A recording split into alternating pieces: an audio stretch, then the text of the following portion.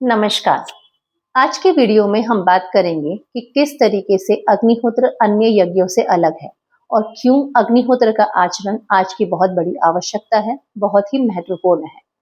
यज्ञ दो प्रकार के होते हैं, एक नियमित और एक नैमित्तिक। नैमित्तिक यज्ञ वे यज्ञ होते हैं जो ओकेजनली किए जाते हैं, जिन्हें करने के लिए विशेष ऑब्जेक्टिव होता है, किसी विशेष उद्देश्य के साथ ये यज्ञ किए जाते हैं।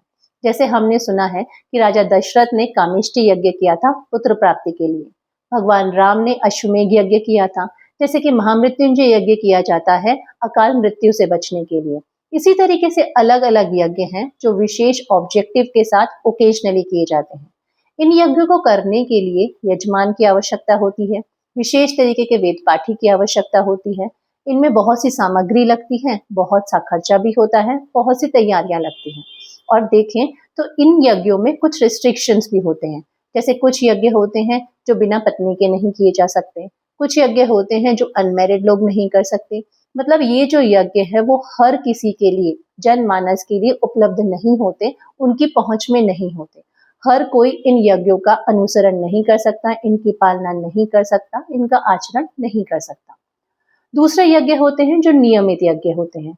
अग्निहोत्र ही एक ऐसा यज्ञ है जो नियमित यज्ञ है, जो कि नियमित किया जाता है, डेली किया जाता है। और यदि हम बात करें वेदों की, तो वेदों में दो आहुति के यज्ञ अग्निहोत्र के नियमित आचरण को ही समस्त मानव जाति के लिए मूल धर्म बताया गया है। और जो धर्म है उसका आचरण तो नियमित ही करना होता है। ऐसा तो है नहीं कि 2 दिन सच बोला, 3 दिन सच बोला और बाद में झूठ बोला। यदि सच बोलना धर्म संगत है तो मतलब उसका आचरण नियमित ही करना होता है। और यह भी नहीं कि जो धर्म है वो कुछ लिमिटेड लोगों के लिए उपलब्ध हो, वो हर जनमानस के लिए उपलब्ध होता है। इसीलिए ये जो नियमित यज्ञ अग्निहोत्र है वो बहुत ही सरल है, बहुत ही सहज है, खर्चा भी न के बराबर है और हर कोई इसका आचरण आसानी से कर सकता है। मंत्र भी इतने आसान हैं कि यदि 2-3 बार में यदि कोई छोटा सा बच्चा भी सुन ले तो उसको भी वो मंत्र याद हो जाए।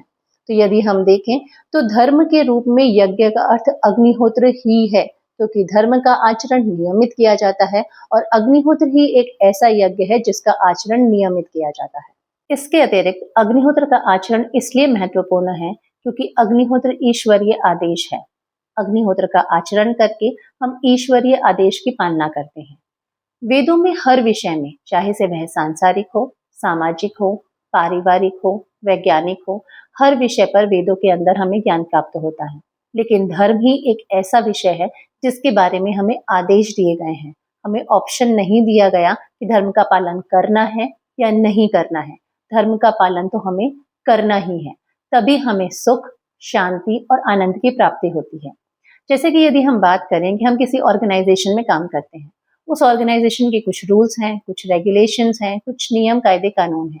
यदि हम उन रूल्स को फॉलो करते हैं तो उस ऑर्गेनाइजेशन के ओनर, जो भी संस्थापक हैं, वो हमसे खुश होते हैं और बदले में हमें प्रमोशंस मिलते हैं, हमें अच्छे इंक्रीमेंट्स मिलते हैं। यानी कि यदि हमने रूल्स को फॉलो किया तो हमारे संस्थापक हमसे खुश होते हैं और बदले में वो हमें भी खुश करते हैं। इसी तरीके से हम ईश्वर के द्वारा बनाई गई सृष्टि के अंदर रहते हैं और इस सृष्टि के संचालन के लिए भी कुछ नियम बनाए गए हैं। यदि हम उन नियमों का पालन करते हैं तो बदले में हमें सुख, शांति और आनंद की प्राप्ति होती है। तो ये नियम क्या है? नियम सिंपल से हैं कि हमें धर्म का आचरण करना है। समस्त मानव जाति को धर्म का आचरण करना है। धर्म अर्थात यज्ञ, दान, तप, कर्म और स्वाध्याय का आचरण। और यज्ञ जो कि प्रथम अंग है धर्म का, वह मतलब हम अग्निहोत्र का आचरण। यदि हम अग्निहोत्र का आचरण करते हैं अर्थात धर्म का आचरण करते हैं, यानी कि ईश्वर के आदेशों की पालना करते हैं, तो यही सही मायनों में ईश्वर की सच्ची सेवा है और इसी का परिणाम है कि हमें सुख, शांति और आनंद की प्राप्ति होती है।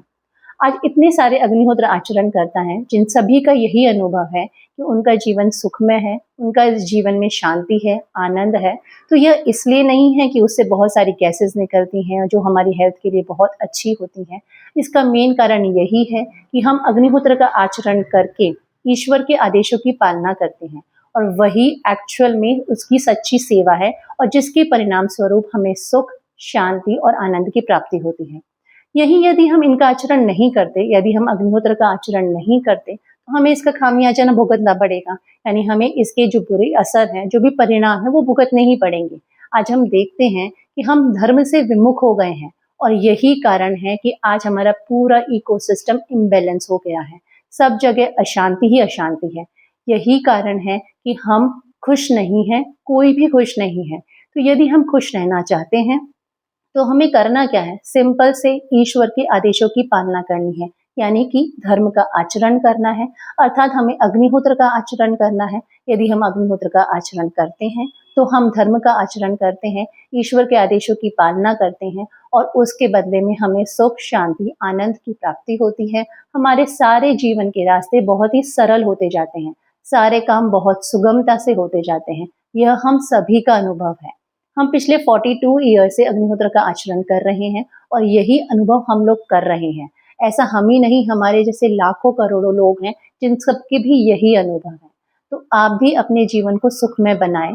सिंपल सा धर्म का आचरण करना है, ईश्वर की सेवा करनी है और अपने जीवन को सुखमय बनाना है।